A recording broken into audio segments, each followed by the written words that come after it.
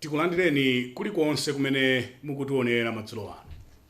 Ndine Banda ukulandirani program ya sabata ino ya Times Exclusive. Amatipatsira maprogramu pano pa Kanema ndi Rainbow Paints. Wow, I think K-Pitch looks amazing on that wall. The electric blue cuts it for me. Come on, look at the tango, candy pink, bent orange, okay, sweet lime. Do you like what you see? You can dream it and live it. Download your Rainbow app today and begin the magic of transforming your home into a fabulous space. Rainbow Paints. Peace of mind. Part of the deal.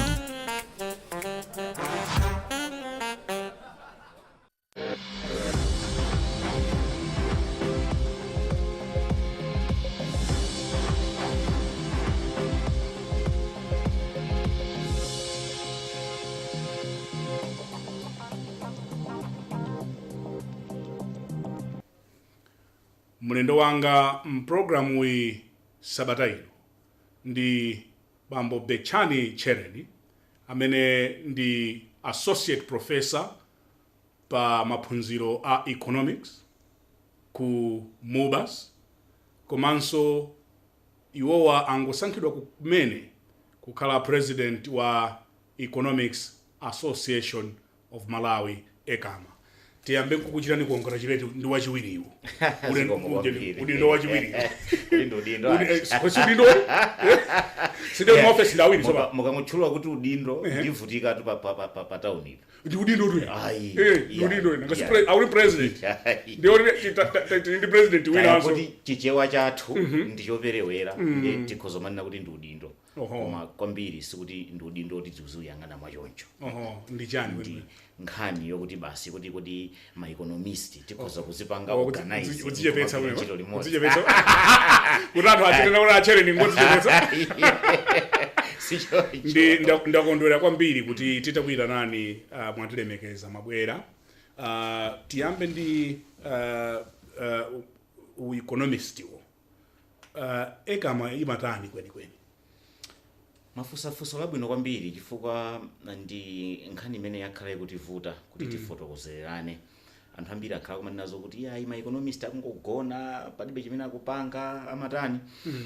Ma economist amagwira ntchito zosiyana-siyana, koma tikapitano ku nkhani ya ekama ndi kumene tili association imene imayang'anira ma interest ama economics ama economists in Malawi.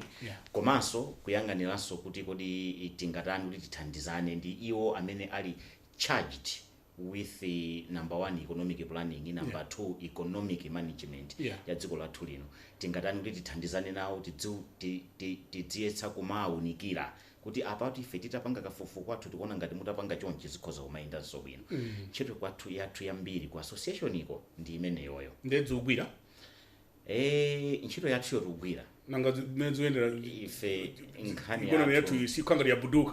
Ayi ine kwathu ndine mfumu, ndife mafumu kwathu. Unyoza kamwenda mwenda muno mukhozo mutitsira malobe mene mungafunire, koma kwathu kusifa anthu amba.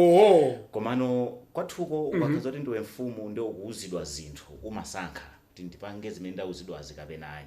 I see. Ndiye ife ntchito yathu nkunena kuti chinthu tikuona ngati mutachipanga chonchi chikhoza kulongosola. Moti mwakhala mukunena? Timanena kwa basi.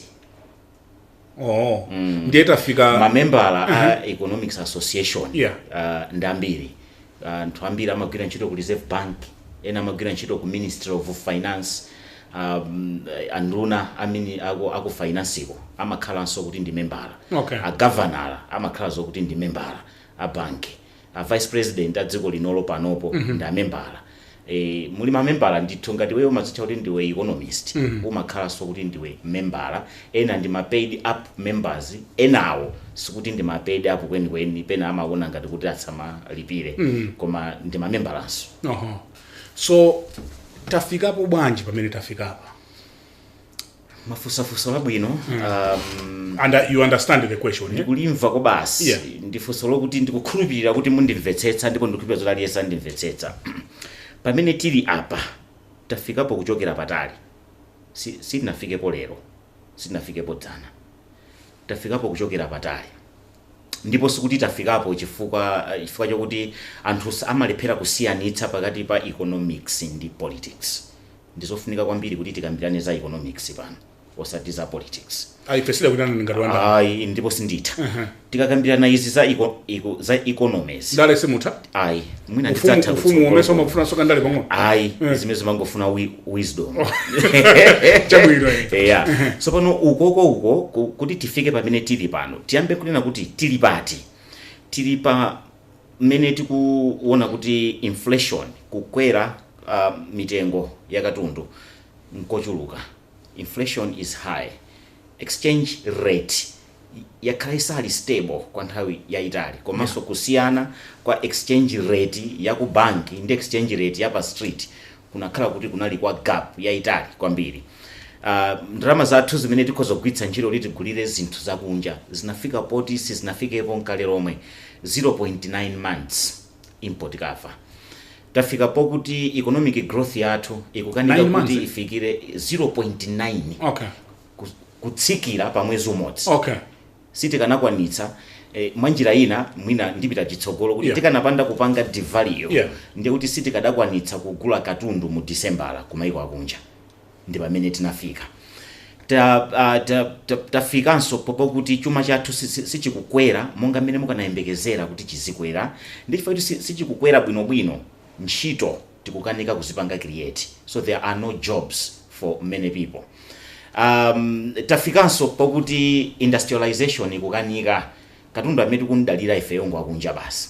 So kuti tifike hapa ndi chifukwa chokuti tinayiwala mavuto athu ngati dziko kuyambira around nthawi imene tinangodalira za structural adjustment programs za World Bank kapena amati ma Bretton Woods institutions. From that time we forgot kuti ifeyo tikuyenera tikhale anthu odziyimira patoka. From that time kunayamba kumabwera zithandizo zomatithandizira kuti nkhani zathu za democracy ziyende bwanji, kulibeko mijigo athandizeni ndi makobiri. Ndi tinasandukano an economy dependent on anthu atithandiza osati ifeyo tipanga zathu kuti tikhale kuti tithandizika. Nthawi imene ija a president amene anadzalowa kutenga kwa akamuzu ankakonda kumanena kuti ndife dziko losauka timapempha muzitigayira.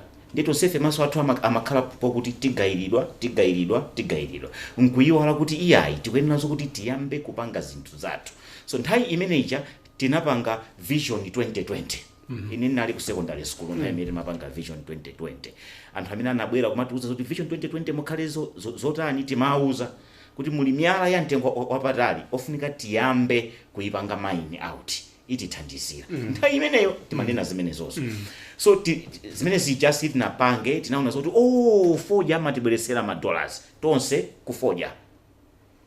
Chimanga tingatani my economist tinapanga an analysis, very clear undertaking.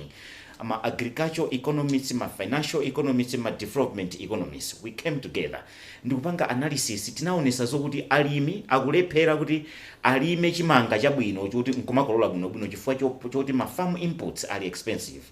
What do we do? Tinabweretsapo no subsidy nkumayichama ina osiyana startup aki ena anayitchula kuti FISP, ena pana kuitcha kuti ndi AIP, koma yonseyo ndi subsidy yothandizira kuti ma farm inputs akhaleko affordable. Ndikuyika makoti fanya kuti tikanazoti za affordable tikumanena kwa mulimiyo, sitikunena kwa boma limene likumadzalipira no chigapo chimene chatsalachi. Chifukwa ngati mtengo wa fertilizer uli 70,000 ndiye aboma inuyo mukugula pa 15, ndiye kuti mukapanga 70 minus 15 gapuyo akulipira ndaboma. Zimene zija tinaziyang'ane kuti ndalama zimene zikumachokera kuti tinaziyang'ane. Ndi tinakomedwa nkumatenga ngongole zimangobwera ndi timangozitenga, komano zinazakhala bwino 2006 tinakhululukidwa part of that ngongole, or indeed a big chunk ya ngongole tinakhululukidwa. Ndi tinangokomedwanso nkuyiwalabe no kwambiri. Ndi timatenga bengongole mangotenga ma dollars, ma euro kumapita nawo. Ndi timatenga nkumaja umagula zimagamulo zikulu nkumakwera anthu nkumanjoya pa town ipa. And that's what we were doing. That's what we were doing with that money. In English, we were consuming in different ways. Zinazo timapereka masalary, zinazo basi ngongole. zili ngongole koma ifeyo toka tikulephera kuti tikhoza kupanga makobiri okuti athandizire chuma chino chiyende chipite patsogolo. Tili mukuyiwalabe kumene kuja tinazazindikirano zoti katundu wathu yakumachokera kunja tumapanga import. Ndiye makumbukira malemu Bingwa Muthalika ali president anayima pa nsonkhano kunena zokuti for as long as I am president anayankhulapo mchichewa mchingerezi for as long as I'm president the kwacha will not be devalued. Ndiye tinayigwirano kwa kwacha ija gwi aliyense ngomaona zokuti ndikhoza kukwanitsa kugula galimoto. Tayiwala kuti zimene zikuchitika apazi ndi mulimi wa fodya basi kapena pang'ono ka donation kabwera through a budgetary support. Ndeti kabwera timene tijatu abanda afuna aendere chigalimoto chawo chachikulu afuna agule madollars yake ndi amene ajawo amene wapanga mulimi wa fodya ucha. Wina afuna agule matahirosi, wina afuna agule malata. Madollars yake ndi atiwo ndomwewo sitikupanga so ena madollars. That's right. So we forgot completely and we have been moving like that. Moti mukaonano chigalimoto chachikulu anthu amaganiza zokuti amino chakwe nokhazo ndi munthu ogwira ntchito mboma basi. So doing well is not associated with the hard work in the private sector, in business, in entrepreneurship. It is associated with being an MP, a minister or something like that. So tonsefe maso athu onse analunjika kundale koma pachasindi tazandale ndi mathaza economics. Koma it's a problem that has ensued and it's still there right now. Napita kumudzi pakati apo basi ndimaka kunali mwambo olonga ufumu. Timalonga ufumu. Ndipo mpapa pansanja. Pansanja. Pansanja. Tchereni village, TA Mulolo, Nsanja. Ndiye timakalonga ufumu kumeneko. Ndiye tinapita ine azing'ono anga ngapo tinapita pati magalimoto 3. Ndiye ine ndimayendera chipika.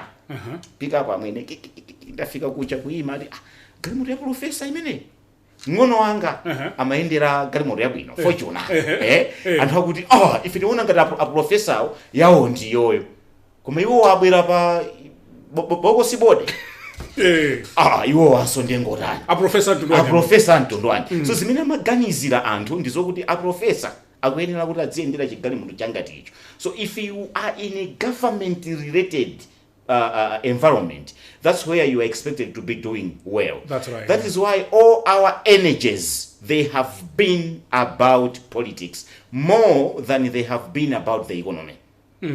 That's the challenge. So you meet a young person akufuna alembedwe ntchito ku police, afuna alembedwe ntchito ku uphunzitsi, afuna alembedwe ntchito kaya ndikuti sakuyang'ana zokuti ineyo ndi anzanga tikhoza kubwera malo amodzi nkupanga chinthu chathu without involving it in any politics nkuenda nacho sakuyang'ana zimene zichazo. So in that forgetfulness we have moved nkudzafika pokuti panopo chiphulika kwabwerano tsopano mene muno kuti abingu akana sitingapange devalue sitingatani. Nali mwana wa school nthawi imene ndikupanga PhD ku South Africa. Nabwera kuno ndipite ndikaone makolo beza mizere chuchitika nchani mafuta kulibe nkhani yake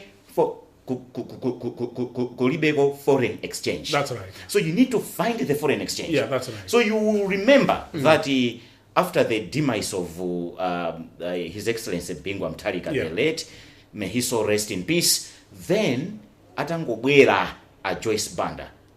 One of the first economic activity mena anachita iwo ndikupanga devalue. And when the devaluation happened, zinthu zinayambaso kumapezeka mashopu fuel just nkumatani kumapezeka koma ali odulirako. Why? Because timadollars tija tayambano kukhala kuti sitikukwaniranso anthu tikuchuluka so anthu tikuchuluka timadollars tija sitikukwana. We still want to import what we want. Wina kankazoro wagwirapo kanchito pang'ono kuganizira ndiguleko ka galimoto kuti ku Japan. Wina kwagwirapo ntchito pang'ono nditani ndimange kanyumba nditani kanyumba kaja ndoti akhome malata matayirosi machani zonsezo zikufuna foreign exchange. At the end of the day, because the supply exchange has been and thinner, it has brought distortion. So my distortions zake abwerano acho kuti munthu kwakhaza kuti you deal in foreign exchange ndiwe chikucha Why? Because kuti inuyo mukhale ndi zinthu m'Malawi muno mufunika the foreign exchange. So whoever is supplying the foreign exchange akupanga business yapamwamba. So we created that business there. Okay. Tapanga create that business entity anthu ambirimbiri akupanga ma business aja and they are thriving in that. Ndeifacha kuti akupanga thrive, so ukunso ukuti kudziwa ife kuti tikangoti tapanga devalue ndiye kuti tizikati kuthamangitsana.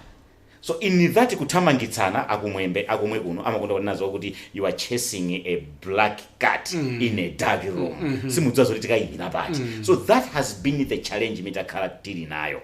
So tafika bwanji apa tafikapo because we have neglected economic areas that can transform the economy. And that neglect is historical. Ikuchokera patali. So when Banda came, he introduced us to agriculture, farming, chuma chiri munthaka. So when he said chuma chiri munthaka, we all focused on agriculture, but chiri munthaka, there are other things in munthakamu, including the mining. We never did any serious mining during Kamuzu's era. Came Bagiri Muluzi. His focus was on governance and not economic activity. Okay. Came Bingo wa Mutharika, he realized, an economist he was, but he realized that wagulanga nditu kwambiri so iwo ajanali a trade, industrialization, ndi finance. Anali nditu yai agamuna. So iwo ajatabula nondo zokuti okay ine ndingokonza zakudya. Koma makonzedwe azakudya aja anali through subsidy. How were we getting the money to subsidize the fertilizers? It's because we were borrowing. So the borrowing starts there. We are borrowing for governance. We are borrowing for food production. We are borrowing for many other things in government. So metu upanga borrow muja tazindikirano kuti we can also borrow within the country. And banks started to post my profit akulu. Chifuka chobwereke tsandalama kuboma. So my MP now aywala. They forgot also that time because this mess that we are in, the biggest blame must go to members of parliament. Okay.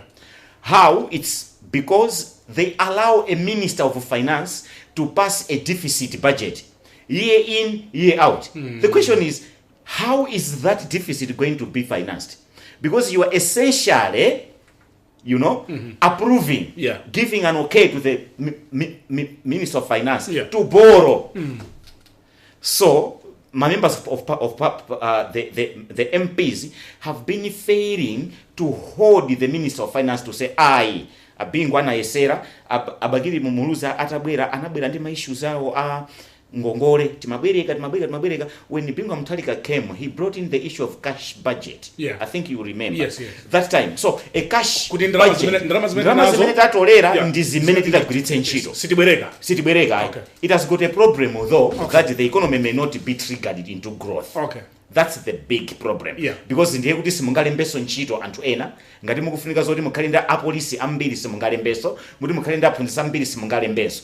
But the good side of it is that it brings macroeconomic stability.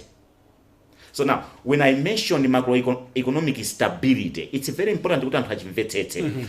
Ku macroeconomic environment, kuli ma indicators angapa meti mayangana. Chief among them, imakala inflation rate, interest rate, nkuzabwera iyi meti kucha kuti exchange rate. Of course, growth rate is also there. Nditi maliti kamapanga ma analysis yathuwo timapanga timati time series analysis. Nditi tinapeza ambiri apangapo ma studies amenewo. Tinapeza kuti mu interest rate muja mumakhala so inflation. Okay. Kuti kukhale inflation ija nayonso imakhala so induced ndizochitika mu exchange rate. So mukazibwesa kuziphatikiza muona zokuti zimakhala zoti zikuuzana. Ndoti chimodzi chikagwedezeka chimagwedeza zina zinso. So the best you should do is to bring a stability in chimodzi chimene chikupangitsa zokuti anzake agwederecho. Okay. In the case of Malawi, it is the exchange rate. Okay. let's stabilize the exchange rate. How do we bring stability in the exchange rate? Now, when we say stability, that is not about economic growth. Economic growth in China, economic growth. When growth is happening and when stability has been ensured and it has brought the growth, then kukuzano kukalano economic development. Imeneli yosiana and growth. So now, the thing that has been happening, njone kuti takati kulimbana ndi mutu. Mutu ndipweteka ine nzanga wina ndidokotala zina lake ndichisomo kadamacha. Ndidokotala. Anamuzapa kuti proof when you are coming to me musamanenizo kuti ndikudwala mutu. Because mutu simatenda. It's a symptom of some disease. To be manumo. So ifeyo takati kumalimbana ndi ma symptom. Okay. Ngati mutu kundipweteka no exchange rate mukungoyefutisa mukungoyikwira exchange rate mukupanga tifari tikulimbana ndi mutu. Okay. Mankhwala kama kala panado ukamwa pofika mawa wadwalaso. Okay. Mutu uja koma dziro unasiya atu kundipwetekabe. Bas kapanadoso 4 hours 5 hours utamanga kenako wayambaso kapanadoso. So inditi ma relief. A devaluation is a relief. It is not a solution. I see. You understand? I see. So it is not the healer. So tonsefe ngati tikufuna zoti tipyentima tisapyentima chifukwa cha devaluation. Tipyentima kuti chifukwa chani tikumafunika kupanga devalue. Because you need to remember that ma Americans amapyentima amalusa ndi China. Inu mudali ku China inu. Ezona. Siningo kanine. Mudali ku China. Siningo kanine. My Chinese, they are the world market right now. Global market. Look at the strength of their money. Salola kuti ikhale ndi mphamvu. And they celebrate a weakened currency. To the extent that the US and other European countries amapyana untima anthu aku China. Mumatsitsa ndalama yanu chifukwa chani. So if you go to World Trade Organization akamalimbana ma trade wars, ma Americans they point at one thing against Chinese. You deliberately weaken your currency. Mumafuna zoti katundu wanu azikhala ogulika kudziko kuno. So it means that the solution here is to say, let's be producing. And when we are producing, we are going to be able now for us to sell. And really, it's not about exporting. It's about making commodities available to people. If fail, we needed to devalue our money. Devaluation ija ndi mutu. Ndi panado. Okay. So tikudwala nthenda ya mutu. Mutu ondonena kuti apa tapanga overvalue our currency when it should not be overvalued. I see. It shouldn't. Okay. Because everything that we have been seeing, kumaona currency yanu ikuoneka ngati kuti kakati ili bwino chani unali kunamizira. Ndena ngapingwa jankakana bwanji zimene. Ndiyeno apa I hope anthu andimvetsetsa. Fa pingwa nkakana kana kuti ine zimene ziya. I hope anthu andimvetsetsa apa. Ankakana. Anthu sakudziwa kuti zimene zimachitika mkatimo zinali zimachani. Mkatikatimo. Sakudziwa. Mukafunse mamulumuza na economy analiko nthawi imeneyi. They were able to go back to the late Bingu and advised him to say that bwana pamene zafika apa ndipo kuti we should swallow our pride. Ifwa palinkhani apa ya pride.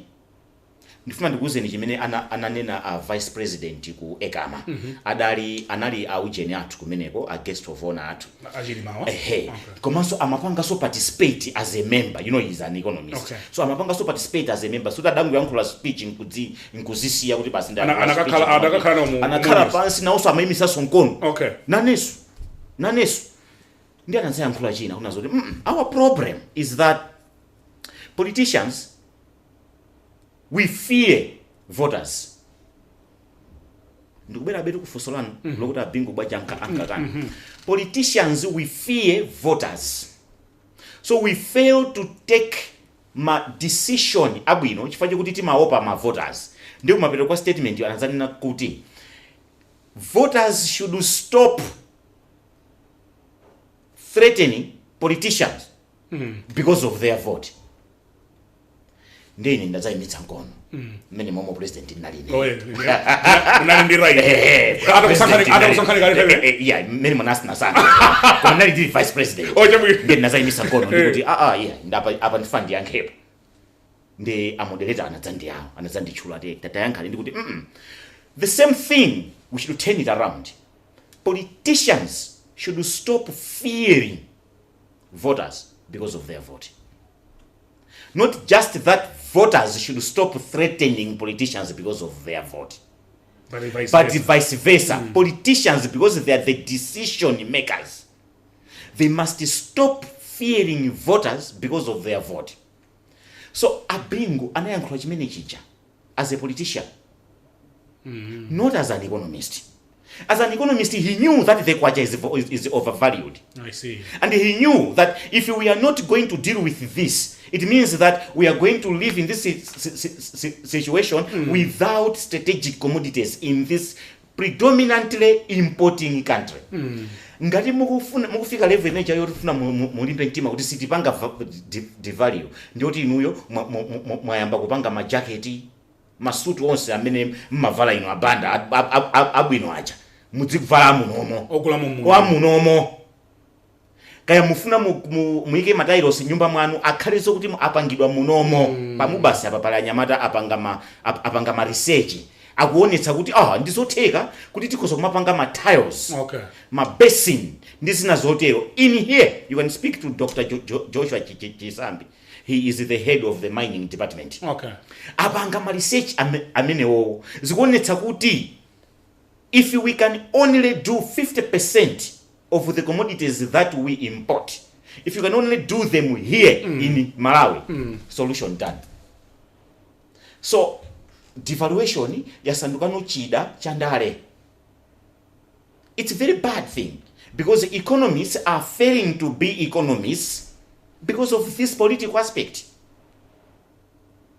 Because if I am an economist and I am advising you kuti panopo inuyo mukudalira zinthu zochokera kunja, and the truth of the matter is that demand ili chonchi ya foreign exchange, supply ili chonchi, ndi mapanga create what we call excess demand.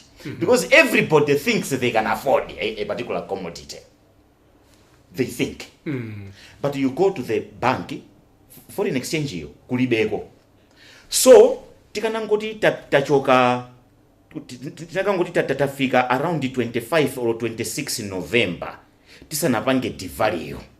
Chimene chikanachitika Banda ndichokuti ndziko linolo ndi kuti chilichonse chimene mufuna zoti niyo mugule pakanakhala zokuti palibe. So and how zokuti are we not going to the Zimbabwe situation of 0708? And my answer is no. Zimbabwe? Once we have devalued, and many tapanga devalue mujano, zikufunika kuti notitenge no advantage of the stability that is going to come from there, and then the real sector yambeso kupanga so zinthu zawo. Chifukwa choti ku Zimbabwe kuja inapitako 2007-08 kunalibe ku zinthu m'mashopu. Chifukwa chani katundu chakubwera kuchokera kunja koma ndalama zakunjazo palibe. So ndoti mulowa mu shopu ndine mphunzitsi mafuna kudzuka kutero kuti mulowa mu shopu mukapeza zoti alembapo kuti sopo tupanga 500 kwacha koma palibe. Because that soap you have not been able to bring it into the country. I see. Foreign exchange yo kulibeko. So sitilowera ku Zimbabwe. Zimene zozo sizikwena zoti zichitike because the decision which has been taken here is not a political decision. It is an economics decision. Which is a very, very tough decision to be made. Mundipangisa kulula zinthu. Kuti mufufuze, kuti advice yokuti devalue inaperekedwa litiro kwa governor. Mmayankhula nawe ino muti mwaimbire phone a governor mwafusa kuti when were you advised by economists kuti you should devalue? This advice was given kuti nthawi imene alimi amagulitsa fodya. We said this is the best time to devalue. Because then tipindulitsano kwa alimiwa. When time for them to buy farm inputs comes, it will not be a problem. But when you devalue at a time farmers are supposed now to buy farm inputs, mukapweteka ka. Fetch kuti iwowa anagulitsa foja uja at 1080. Time inali 1032. Ndimwe apanga devalue ta. Mene mwabwera ukumu 1700 ndoti afunabe ma dollars odagule mafertilizer ndi zotero mwapweteka. But because of what the vice president said, that politicians will tend to fear the voter, that decision takes long to be made.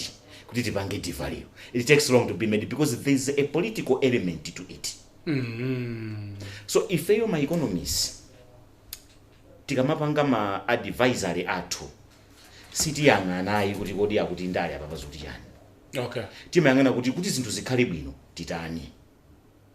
So if you have spoken to various economists, now apa pano Banda mundikhululukira ndikhangati ndili brutal. Yeah, that's why we have invited you. Apa ndikhangati ndili brutal koma mundivesese. Yeah, that's why we have invited you. Muone ma economists amene akhala kumanena kuti it was necessary to devalue.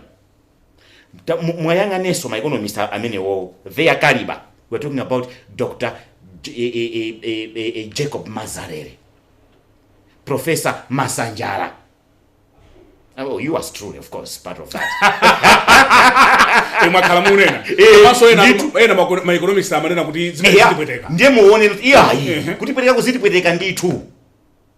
The question which journalists were supposed to ask was it necessary in the repercussions in the hour? Was it necessary? What is good Banda? Mutengani ndi banja lanu ulendo ku shop kuti mukagula katundu. Ndi mukhale ndi budget yani list. Budget mulemba chakuti tikagula amapanga mwakuti. Mukafika ku shop kuja kulibeko katunduwe. Kulibe. Koma alemba kuti nzochipa. Kapena mupite ndi mukapezesa kuti ziliko koma ndizodula. Which is better? So as economists we said, man has got this natural way of adapting. Okay. It's better that we do that in the behavioral economics. It's better that we should shock the economy so that it can stabilize at a better level. That is stabilizing. It's what economists want and thrive for. If we mukapangano stabilize, mpamino matino pano no tsopano, tikuzano na kuti mafuta kaguleni. Chani kaguleni. We are a predominantly importing country and I'm ashamed kwambiri to be part of that country. You are ashamed to be part of it? I'm very much ashamed. Look at you and me. We should be ashamed, both you and me. We should be ashamed. Look at us. We are all imported. Magrasio imported. Imported, Imported, I mean. We should be ashamed. So we are worried about devaluation because we are an importing country. That's right, yeah. Ngati ufuna kuti tipientima kuti nchifukwa chani timangotenga zinthu zikunja. Tichite break pang'ono. Oh, ziko. Tibwera posachedwa. Ngati mwango tipeza kumene mukuonera ndi program ya Times Exclusive ndili ndi Associate Professor Betchani Tchereni. Iwowa amaphunzitsa ku Mubas komanso ndi President ampepala. Tangotsekula kumene kuchokera ku Economics Association of Malawi ekama. Tichite break pang'ono tibweranso posachedwa.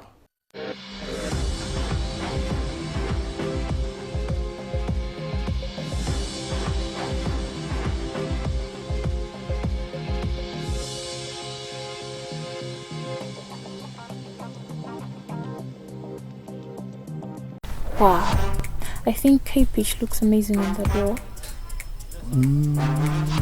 The electric blue cuts it for me. Come on, look at the tango, candy pink, bent orange, okay, sweet lime. Do you like what you see? You can dream it and live it. Download your Rainbow app today and begin the magic of transforming your home into a fabulous space. Rainbow Paints. Peace of mind. Part of the deal.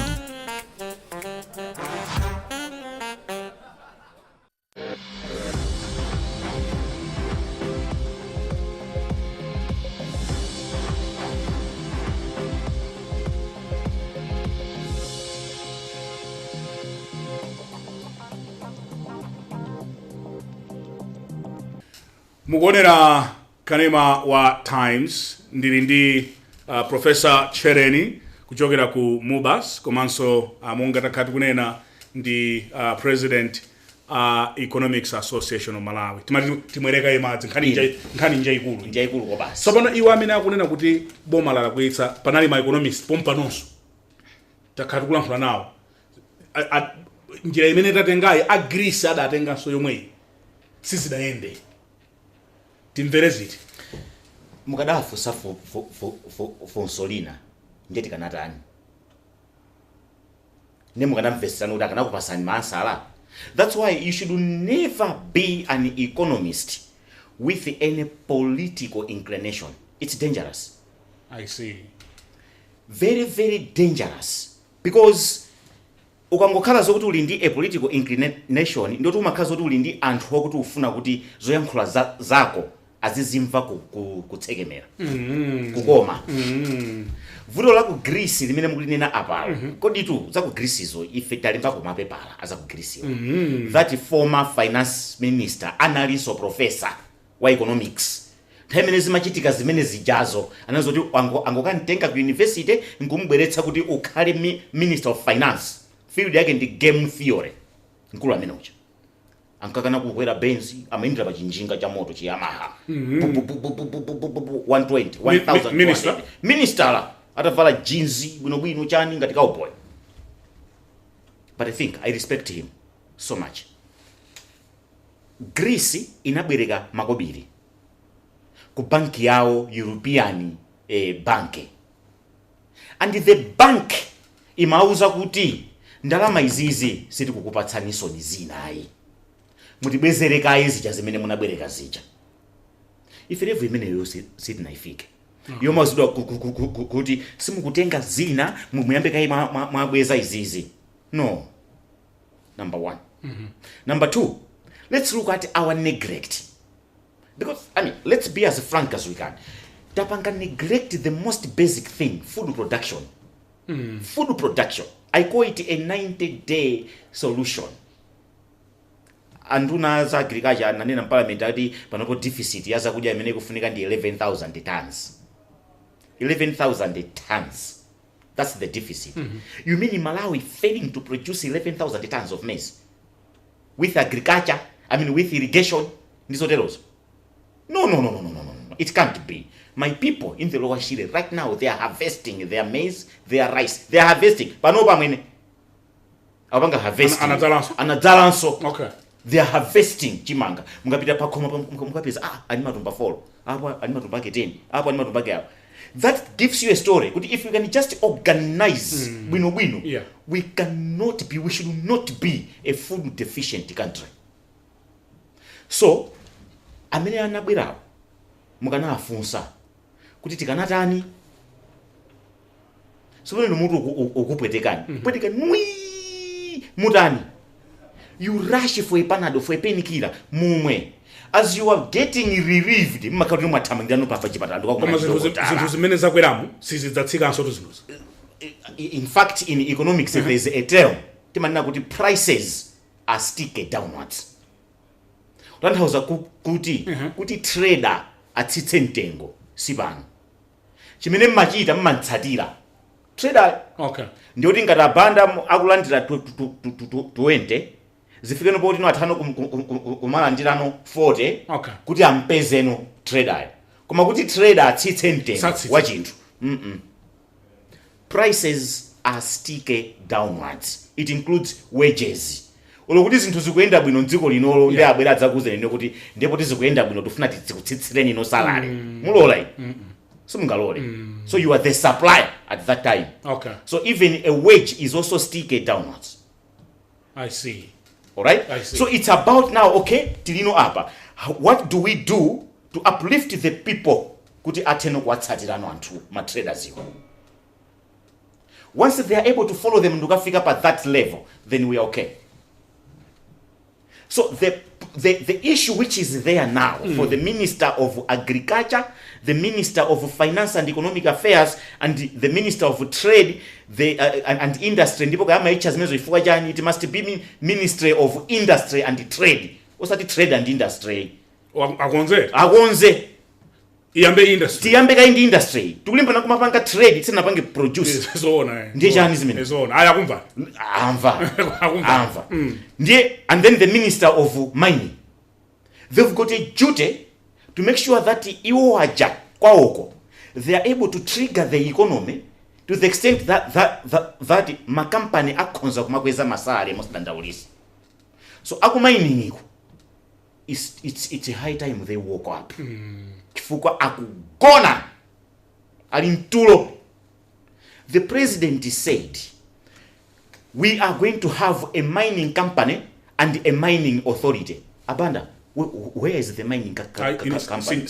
Kulibe. Where is the mining authority? Kulibe. Yet we know kuti ngati economy ita sinthe ndi mining. So mining ndi mene inyamula economy. Mukukudzi wako amati kanga nkonde mwalizwa phiri mene lichi. Zina nalimva. Mukachoka musanafike ndikeza ngati mukachoka pa Phalula musanafike pa Senzani. Kumanja uko kuli phiri. Phiri limene chati lili ndi ma minerals okuti value yake ndi $234 billion. Phiri limene lijalo. Kodi ino titatere lero tili ndi $4 billion lero. $4 billion lero. Anthu samaenda akuluka. 4. Aba situ tuimbira nyimbo uje ni 190 yani. Yeah, tuimbira manja 54 million. Chifukwa 174 ijatu sikuti ibwera chaka chimodzi. Akutera kuti 4 years. Tiyamba talandira kaika 54 loka. Koma tukondwera. Akuti nyimbo mpaka nkati. Ndiye kuti ndife anthu osauka choncho. Inu munthu osauka mphawi angamaseweresi akuna zoda pali mwayi. Mungachite zimenezo ine. Ine naisera tsiku lina kupita pepena pake timafuna kuti tichitepo kantchito kena. Ndi nangoti ndifuna aganyo apa kuti tizule miyala ili apa itikayi unjike uko. Nasowa zochita. Anthu adaunjika na chonchi. Afuna unyamula miyala iyi. Akudziwa zokuti kuti ndikhale moyo. Ndizulepo miyala imene. Zona. That's the issue. We know kuti mining, that's the game changer. Come on, we are playing. We are still buying expensive cars for people in different offices. Mutati muirengere inu yokuti PS aliyense amaendera Prado. Minister aliyense amaendera Prado. Kandi director aliyense amaendera Prado. And that's not just now. It has been happening. Yes, akazi kuchitika kaya ndi during Bakiri Muluzi's time kadinati ziyambire kwa akamuzu anthu amakwera mabenzi. During Bakiri Muluzi's time anthu amakwera kanali majani magali moto ake. During Bingu Mutharika's time ndi umene kunayamba ma Prado. Munthu mmodzi yekha ankafuna kusiyana the rate kukwanda chakwamba ankafuna BMW. Zidaika mavuto. Ankafuna BMW. Anthu nsanje ngovuta. Timafuna gali moto ndithu. Anthu nsanje timafuna gali moto. The point that I'm trying to drive home is if you ngati anthu osauka sitinafike pomakhala in the opulence that we live in. Now that brings me to the measures zimene a president Chakwera analengeza sabata ino. Zigwira bwana mundiona pano kuteroko ndi suitcase yolongedza ndetu ungoyiyang'ana kuti zalephereka Kondino nomwe yakuti timapita kunja amwene. Ndino nomwe kodi timapita kunja mawa tikiti ili apo. Kili chonse ntochi. Malawi simulandira kale? Amati tikatenge lero. Ndiye tili ngati moti tikatenge allowance ndi tinadzamva nokuti ayi basi ulendo ujasu chitikanso. Ine ndimona ngati ndikutonda kukhamu. Ndino nomwe kodi. Ndiyamu university musiku nonso. Palibe kupita kunja ndi ndalama zaboma. Now I want you to just start to look at that. That means how much money in forex can be saved. So, anamena zoti ayi ma economist akutani ini ndakhala ndikumanena zoti izi zomayenda izi zite zomapita ku. Koma ngayo adziwalitiro kuti timaononga ndalama. Ndikasa anthu akhala kunene mwakhamu kunene. Anthu adziwano. So why now? So the problem with us Malawians, nthawi zonse zinthu zili nkhosi pita nani kuchipatala. Zili nkhosi. It's our problem. Nyumba hii musamange apa ikhoza kugwa apa padzachitika landslide pamene kubwesa cement munthu kuti amange. That's a Malawian behavior. So it's the same spirit imene ikupangisa zokuti mining industry isakhale bwino kuti ikhale party. Tell me, the cannabis Paka pano. Tili pati. Mango imba nyimbo. Anthu sakulandira masalari. Akuti mpaka ukafika ku Texas ukaendera. Anthu sakulandira masalari. Ukafika mpaka ku Texas ukaendera minda ya. Atakwera so ma business class. But now we are not seeing anything. But people are getting paid. Those are the challenges that we are having Malawi munomo. So those measures zitangoti zachitikadi osati zangoyankhulidwa basi nkuzisiya. Echifa nkhawaena ilipamene kwa akuti nkhazina sidzimagwira. Mmene amayankhula muja ine umamva kukoma kuiona zoti ndili ntikiti apo. When mnadula kale tikite. Ngani yabwino. This is what we should do. Kena I started to remember kuti kuti bacha titapanga austerity measures ajawo. Zinatipindulira chani. Kena kuna salengedweza so ena. Awangachitatu awa. In this regime ndachitatu. So the onus is on the action, the implementation, because it's sacrifices. Mene ndalolera ineyo mukuti sindipita ticket yodula aliyense kubomako, aliyense ku parastetoko, aliyense achivomere moteromo.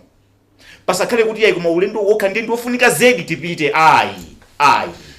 Tikuti tufuna tisave. The question is tisevadi. If we are going to implement those measures, yes, we are going to save.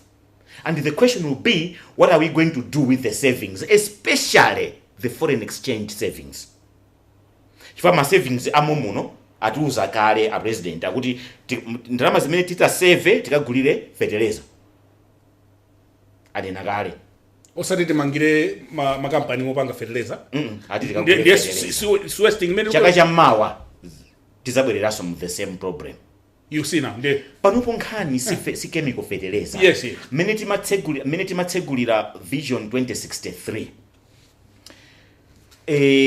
Ndikeza ngati ndi Professor Zereza anayankhula chinthu chimene china ndikondweresa anena zokuti iyayi ndi aujeni a chairperson National Planning Commission. Ndikeza ngati Professor Nkandawire ananena kuti let's think about the health of our soil. Kodi ndi fertilizer abe kuti ife yoti iye kulowa shire kuli ng'ombe zambirimbiri. Ndiye ndowe anthu amangokowa wakati yapo alibe nazo ntchito. Yet that's the fertilizer. So that's what we need to be thinking about. What if fertilizer ichi just to go numbers. Nthawi timayamba ndi startup ake tinali in tens of millions.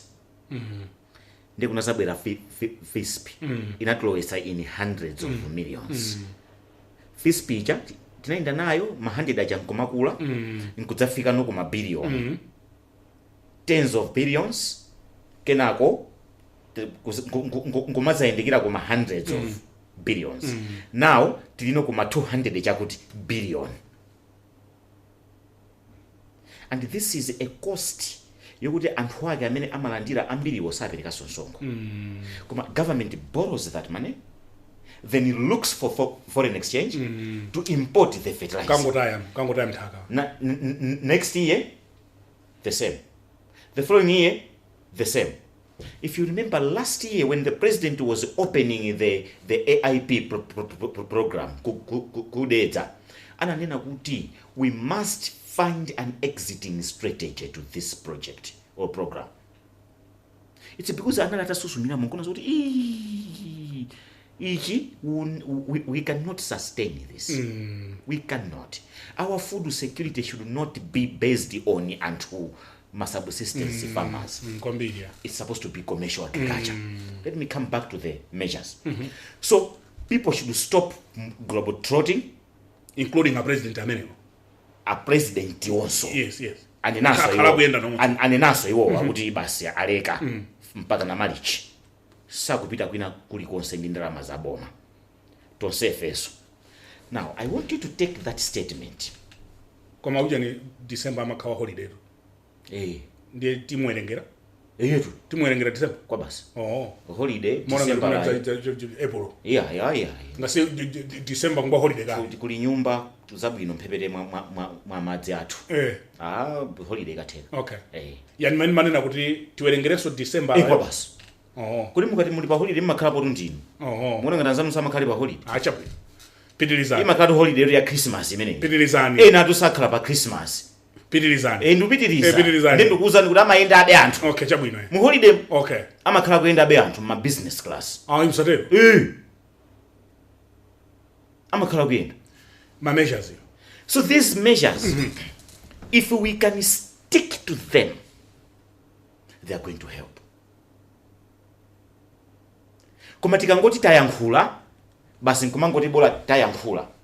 Ndoti zikuyenda nokoko siziteka. Moti chimene ne ndikufuna kwambiri nchoti the president should take a personal responsibility and take a whip himself. Anduna achichola. He must take that responsibility yomanena zokuti no kwa nduna zinzawo. Ayi kuti tifuna tikaendere kujeni kuphalombe kwachitika sakuti kuti ndeti kaendere auze zokuti ayi tumanana ang'ono apite ino musapite. Akangokwanitsa kupanga zimene zozo bwana. Ino mmene muidziwira civil service zitheka zimenezi. Now, malo asimomwe. That's where now the challenge is. That's where now the challenge is because issues of sabotage zimalowa ponso. Feyuti iwo aja amene amtima acha kuti ma technocrats acha ine ndi technocrat. Ndinogwira ntchito mboma ku university. Ndi ma technocrat akangona zokuti ukhangati tikufinyidwa amayamba nokupanga sabotage. Ampange sabotage nduna, ampange sabotage kandi principal secretary, ampange sabotage kandi ndani. Those things mwaziona inuyo. Ya bwana, ziliko. Okay. Ziliko. Tukumane poduka mphepo. Ndikamoberekeza. Zilipo zimene zimachitika. So it's very important that those things should not happen. But for them not to happen, somebody should take full responsibility. If you are a minister, take full responsibility of your ministry. I think it yati pakalino mpikisano noti tidzaone nokuti anduna awa kuti anapanga strict, a principal secretary awa anapanga strict because the controlling officers the PS they were strict ndipo asevako izi. Anali strict asevako izi. That's why I am calling for a report in January. Kumapeto kwa January kapena kumambiliro kwa February kudzakhale report yonena kuti titapanga implement ma measures aja. This is how much you're being able to save. Ma statement awiri ya ama measures or state measures. Sindandle report. Eyetu. So zinango yankhulidwa masanja. In fact, some of us when we talked about it, kuti where is the report? Ndetsa yankhula kunoko. Studio yake sio mwino. Mamawa ndi yankho seunda. Ninayankhula kuti inde tapanga zimene zije koma kuti report ili kuti tidziwe kuti ifeyo indeed this has been of help. Where is the report? We saw no report, but I received some calls. Murani wodi. I'm sorry. No need for that report. Amandiimbirawo ndipo sikuti ndi anthu kuti akulu utu yayi. Wana musi ambomamo. Ora kugwira ntchito mbomamo ma technocrats yo. Ndamene mandiimbira phone kumaniza zokuti koma tukamalakulo mali samala. I'm sorry. Ndisamaleso kama ine ndine economist. Ndingofuna zoti mutiuze chifukwa kuti some of us we are subjected to that. At that material time tinali tikupanga zinthu zoti zofunika kwambiri kuma university. Zinthu zokuti timapanga for accreditation of NCHE for example, which necessitated kuti ma officers ma lecturers akhalanka namayenda omakakumana ndi ma stakeholders akawafunse mafunso kuti do you want this program to be like this? Koma we could not travel anymore because of austerity measures. So if there were savings, we want to see. Ndiye mutanena kuti tufuna report anyamata nakopsezani? Mutani kodi? Kamala no rumali sama. Timatsozo ndi munthu wakarati, timatsozo ndi munthu wa gym, koma tsopano musamati opyeze so ndizo yankhoso zanga zimenezo yani. Ndi kuti yayi, tsopano sidziteka nkhani ndionena kuti tabwera ndi pambala mbanda mutiuze kuti tatere. So in January, early February, the president must impress upon to get that report. Let that report be there, and it should be ready to Malawians. Chinachitika ku Zambia nchani? Zambians, they were in the same. Ndilinda nkolanga. Ndiye tinali kumaliro. Kulowa shire over the weekend. Ata kunduna bwera. Kuli banji tingo chotsa maziro. Tingo chotsa maziro. Tingo chotsa maziro kuti yayi sizimayenda choncho. Okay. for you to come to a point where you can knock off the zeros, ndiye kuti your economy is now strong. Yalimba mokuti ino 10 kwacha itano kumakagula no bread. Then you can say kuti panopono we no longer need the zeros. So the Zambians, they worked on their power, energy. Panopo they've got excess energy. They worked on empowering young people to be industrialists. Osati anyamata adzipita ku misonkhano nkumaka jia. Akati ngodi ndiye kuti basi ndi ngodi wa malo ambo oitanira ma minibus nyamata. Ayi. The Zambians said, young people, batch up, get yourself to manufacture yogurt, to manufacture hand sanitizers, soap, and other things. And young people, they batched up. They used the internet to buy machines. So the equivalent of NIF in Zambia, si mapereka makobiri kuti anthu azikagulira njinga zakabanzayi. Ayi, amapereka makobiri kuti mukagule machine, muzipanga mayogurt. Anthu akama mkaka uku muzipanga mayogurt. Muzipanga mafuta ophikira. The economy nambo chita pick up. So the economy started to pick up. Okay. It became strong. Even mpaka nakufika zoti ECF yawo. Hayi nkandalama wawa. Nkandalama ndithu kuti mukakasuzumira nkomati anza toward billion plus dollars. I'm certain. Because the strength of the economy is saying atobeza. Ife kuno kumango kokana kuti loko mine ndikuyankhula pano popomo anthu akundiyika kale uyu ndoti ngwachipani chakuti Koma simunaonetserera. Why? Sindikuyenera kuonetsera because that's not me. I'm an economist. Mulibe chipani? Yeah, ndakuza niyo. Muli nacho muli. Kwani ndikuona ngati tikumane kwani ndikuona ngati muli shadow mu mtima. Tikumane za shadows za shadows ndalandirapo talendo kunyumba kubwera atakwera ma minibus awiri. Ochokera kuti? Kumudzi. Amvekere? Inutu mufuna mukati imirire. Ndiye munabweza. Koma ineyo panopo ndikufuna ndikhale kaye zanga zindikuchitazi ndimazikonda ko basi koma ifiyo tufuna muthu asikachechesa anthu aja ku parliament aja ni muthu amakachechesa ino ndi mwaya yankasibira yanga inaya mwaya yankaka nauza zokuona ngati mwaya yankaka retirement age yanga ndi 60 years. I still have years to go to 60. Legend munaya yankaka mufike kai 60 mlegeni mufike kai 60 ndikhale professor ndigwire ntchito zophunzitsazi nditope ndikamaliza mwinano ngakhale mapulani anga ndoti ndikazamaliza zimenezi ndithu tili ntchito ina imene timachita yoti anthu mwina samatidziwa nayo matani oli timalalikira mawu a Mulungu. Msatero abusa simudziwa ndumvera kompani tikuita nani pa 31 December kuli ordination ndani associate pastor Betchani Tchereni. Msatero Koma chinjiri mpingwa basi timanguti machinjiri church. Mutipeze kumene tipitire ku Zambia inde. So that's what they did. Okay. Work on the economy, everything else no problem. Work on the productive capacity. Anyamata adzichita nselu kuti akajie papa nsonkhano chifukwa kuti ali busy atanganidwa ndi mafakitare. That's what we need. But ko akutamanga ndi mafakitare nthawi moyo anthu mfana atakhala president itu siti kutero. Success is not in politics.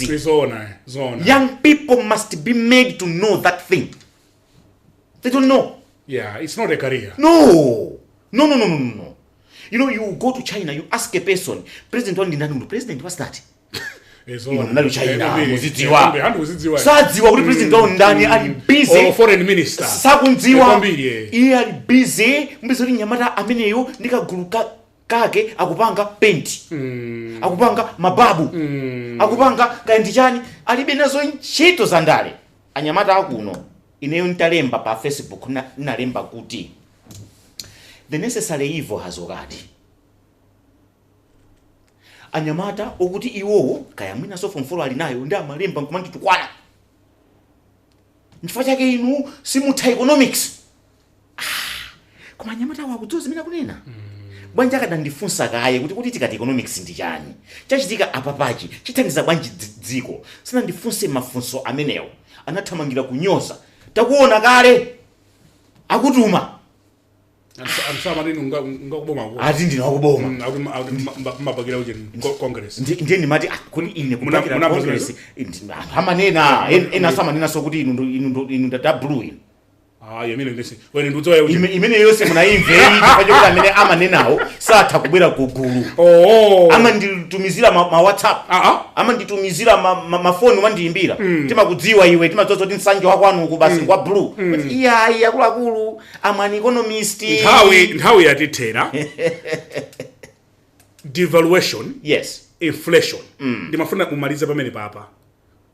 Kuzikonza kwake nkutani. Kuzikonza kwake si panado. Okay. Devaluation ndi panado. Okay. Amene mimba mundipweteka ine wa mutu kundipweteka ine tangu mani kai panado kamusana kumani ndi devaluation mene. Ndi devaluation. Okay. How do we deal with the inflation now? The inflation yakwathu kuno. Makapritsa ake ndawiri. Kuli imported inflation, chifukwa kuti kupanga import katundu. Ndi kulinso food inflation. In the inflation itself, food inflation is contributing about 38%. Non-food inflation 17%, which means deal with food production.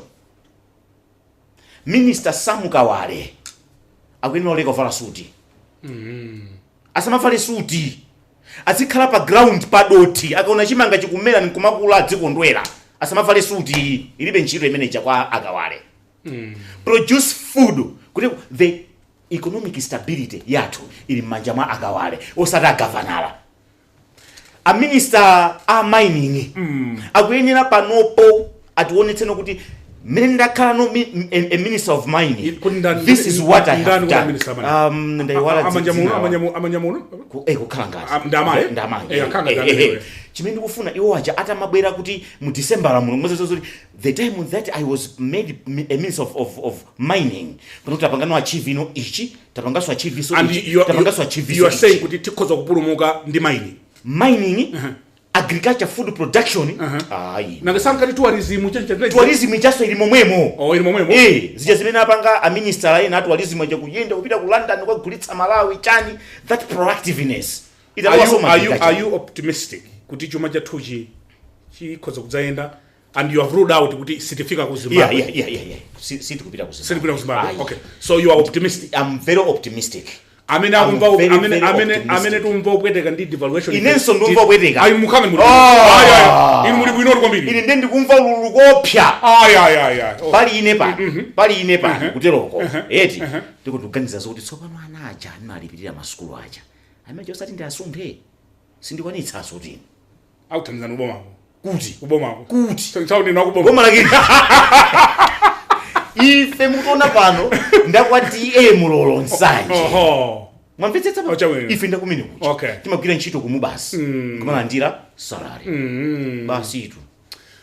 Muyimaliza bwanji nkhani. Ndimaliza onena kesa president akutionera pano.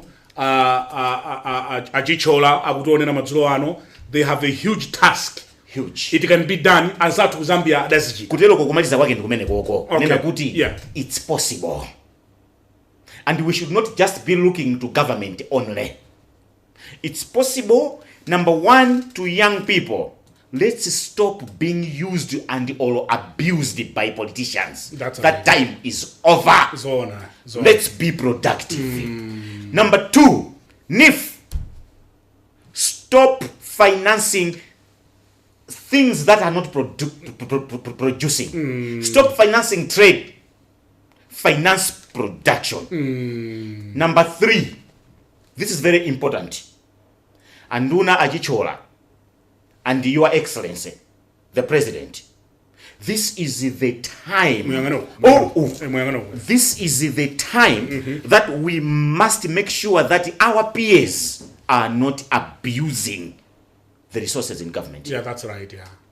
This is that time.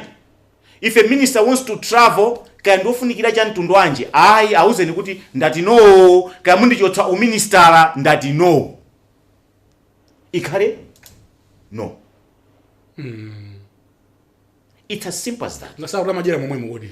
So pano munthu amene afuna kuti alemere chonde musalowe ntchito ya boma. Sikulemerera? Ayi.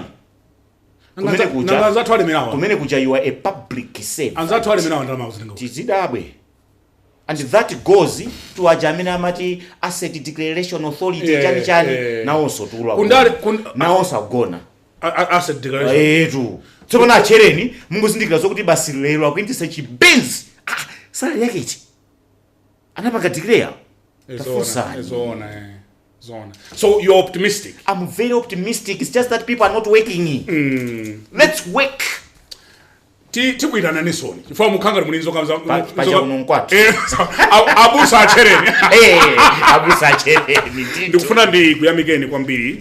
Ineso ndakhala chete kumvetsera chifukwa zinthu zimene zofunika mazimva kwa iwo amene adazidziwa bwino. So ndikufuna ndikuyamikeni kwambiri chifukwa chobwera andimwatitsekula maso tonsefe. I wish you well. Thank you very much. Pamene panso ndiye pamapeto program yathu ya Times Exclusive madzulo ano ndinali ndi olemekezeka Ai muno ngazitu. Koma rundu unokhoza kukhala. Yeah. Kuli nzanu wina si anali kuja ni kuchansa college ku ada akhala nduna. Nzotheka. Ndi ali kuti. Koma ndi ali kuti. Ndali kuti ochabwino ndi atanena kuti Tchereni takuita takumvani mu lankhula zomveka tabwerani kuti ngakhale nduna akhoza ndichotsako 2 weeks osungakhale 2 weeks akhoza ndichotsa chifukwa ndi ndi outside the box. Everything is outside the box. Suti ndiwachotsayi ndanzanga anduna trade ndi industry ndanzanga suti ndiwachotsayi koma atangotibwera kuno chikwapo chimene ndingakhale nacho inecho ndi akuti kula anyamata kumene koko amene kuti amene afuna akhale ngati ndani anyamata amene ndi amene angapangitse zoti ineyo in 2 weeks ndichotsedwe. Ndine Brian Banda malo mwa ife tonse kuno ku Times headquarters ku Blantyre kukuyamikani pokhala nafe madzulo ano and goodbye.